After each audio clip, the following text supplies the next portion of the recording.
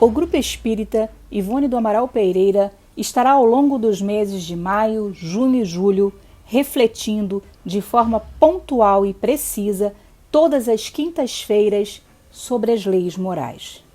Serão momentos para despertarmos o nosso inconsciente e buscarmos acionar o nosso maior propósito, que é a nossa evolução espiritual. Meus irmãos, todos nós somos sabedores que muitos séculos antes de Jesus, as leis divinas foram apresentadas à humanidade por vários profetas, administradores, juízes e filósofos. Desde há muito tempo ouvimos: não façais ao próximo o que não desejais receber dele.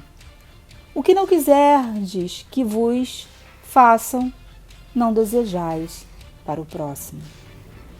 Mas essas leis foram ensinadas e exemplificadas não com virtudes parciais, como nos sinaliza Emmanuel no livro Caminho, Verdade e Vida, mas em plenitude de trabalho, abnegação e amor, a claridade das praças públicas revelando-se aos olhos da humanidade inteira.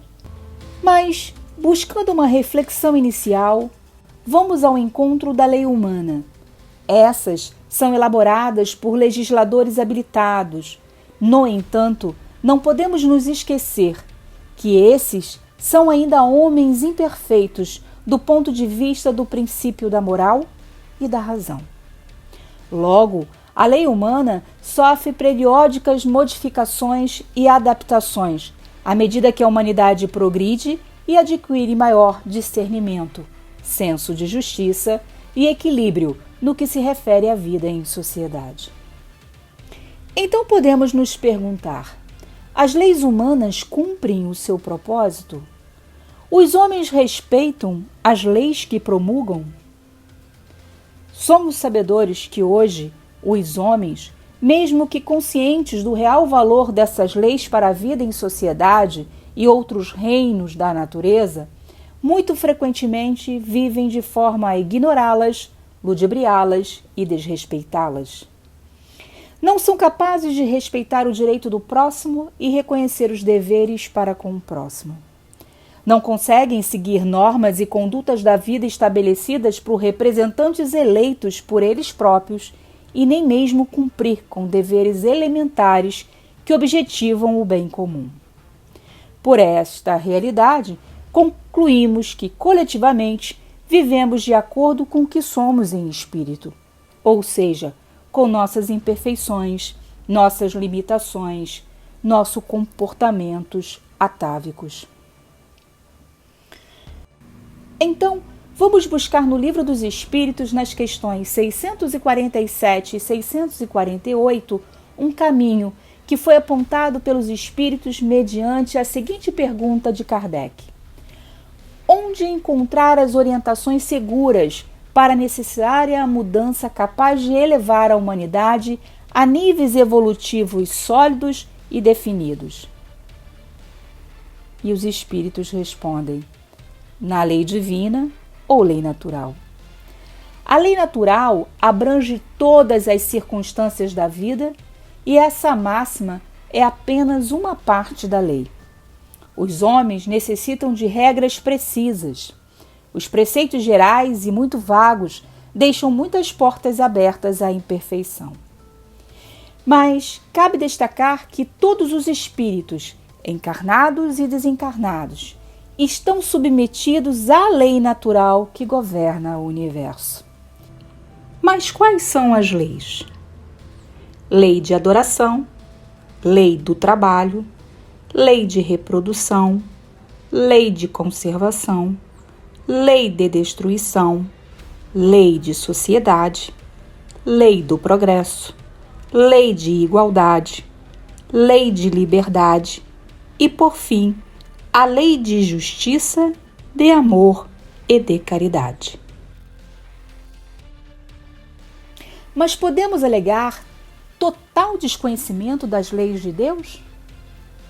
Recorrendo ao espírito Joana de Ângeles, no livro Estudos Espíritas, psicografados por Divaldo Franco, encontramos a resposta de Joana que de forma assertiva nos sinaliza que todas as criaturas têm consciência da lei de Deus, sabendo o de que necessita para a própria felicidade.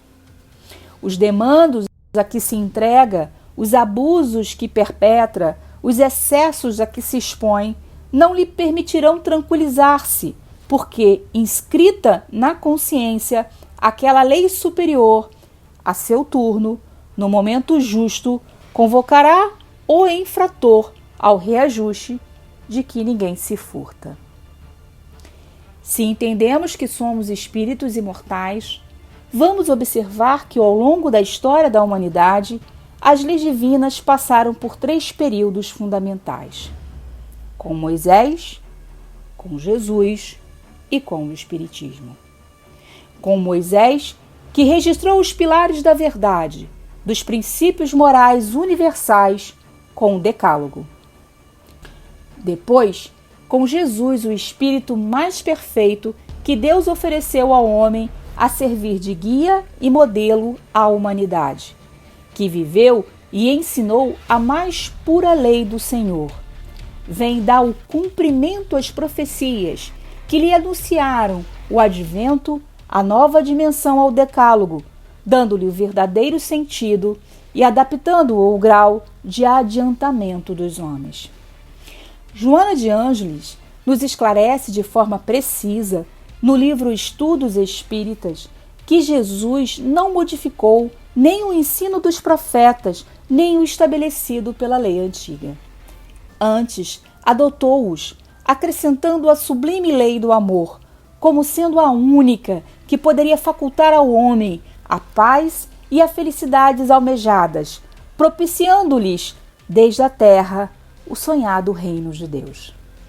Situando no amar ao próximo como a si mesmo a pedra fundamental da felicidade, o Cristo condiciona a existência humana ao supremo esforço do labor do bem em todas as direções e latitudes da vida, dirigido a tudo e a todos, e elucida que cada um possui o que doa.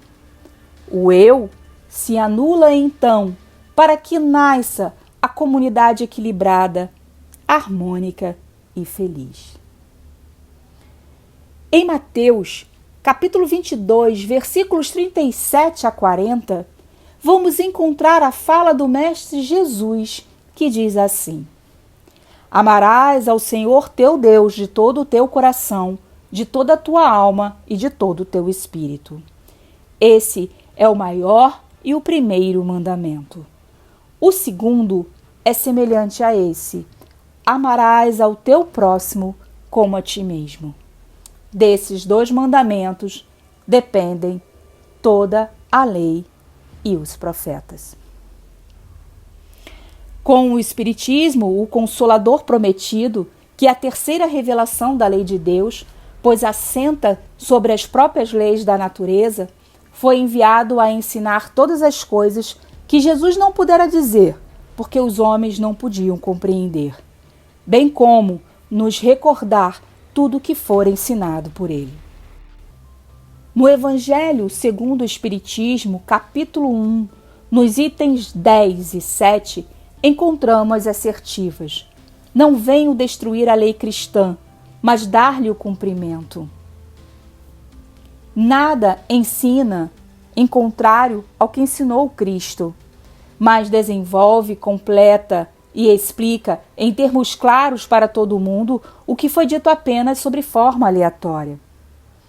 O Espiritismo é obra do Cristo, que ele mesmo preside, assim como preside igualmente a regeneração que se opera e prepara o reino de Deus na terra. Como o verdadeiro cristão deve vivenciar as leis divinas? Vamos buscar uma reflexão, então, no livro Sermão da Montanha, do nosso irmão Rodolfo Caligares, que diz assim: a lei foi dada aos homens para uni-los por um mesmo ideal, o amor. O amor é o cumprimento da lei. Essa é a doutrina do Evangelho. Ninguém sonhe, portanto, com o paraíso antes de haver aprendido a amar a Deus e ao próximo. Eis que solenemente afirmou o Cristo: até que passem o céu e a terra, não será omitido nenhum só i, uma só vírgula da lei, sem que tudo seja realizado. Então, meus irmãos, o que fazer diante da lei? Para tentar responder esta pergunta e reiterar o nosso convite para que você esteja conosco todas as quintas-feiras dos meses de maio, junho e julho, recorremos a Emmanuel na obra psicografada por Chico Xavier, Justiça Divina, que diz assim: diante da lei. Chegamos no dia claro da razão, simples e ignorantes diante do aprimoramento e do progresso, mas com liberdade interior de escolher o próprio caminho. Todos temos, assim, a vontade, a alavanca da vida, com infinitas possibilidades de mentalizar e realizar. O governo do universo é a justiça que define em toda parte a responsabilidade de cada um. A glória do universo é o trabalho que situa cada inteligência no lugar que lhe compete. A felicidade do universo é o amor, na forma do bem de todos. O Criador concede às criaturas, no espaço e no tempo, as experiências que desejem para que se ajustem, por fim, às leis de bondade e equilíbrio que o manifestam. Eis porque permanecer na sombra ou na luz, na dor ou na alegria, no mal ou no bem, é ação espiritual que depende de nós. Receba nosso abraço fraterno.